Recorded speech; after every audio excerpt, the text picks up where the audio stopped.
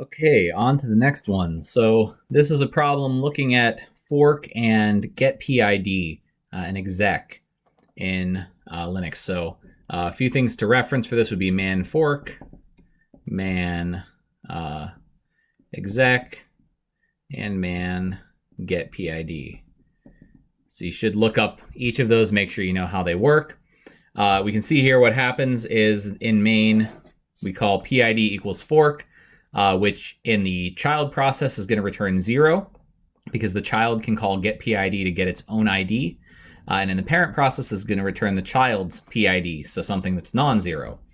So it says when line A executes, what will be printed to the terminal? Circle the best answer. Line A is right here. This is the line that says printf. The process ID is blank. So if this was actually called, this would get the process ID of the child, which is 1606 here, listed in the problem. However, we can see before that line it says exec lp bin ls null.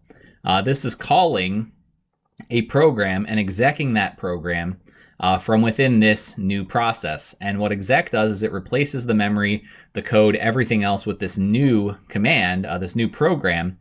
So once we call that, nothing after that line happens. So this child process changes into whatever the code is for bin ls at this point. So this printf doesn't happen, this return doesn't happen, this goes off to a whole new program, right? This calls ls instead of continuing with this code. So this line never gets printed, which means that the answer is 4, none of the above. Line A will not execute in normal operation. Okay, and that's the only way it would execute is if exec failed and then it continued on with this program. Okay, so next up, when line B executes, the following will be printed to the terminal. Circle the best answer. So line B is here. So we're looking at in the parent process, PID is greater than 0. That means the return value from fork was the child process's PID, which is 1606. What we call the process ID is get PID. So we're substituting %d for the value returned from get PID.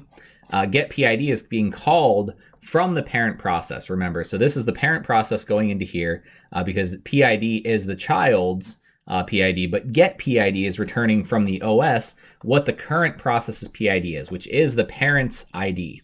So the parent ID is 1600. That means when we print this out, it should say the process ID is 1600. Okay, hopefully that's clear. Again, you can look at the man pages for fork, exec, and get PID for a little bit more detail, but that is how that works.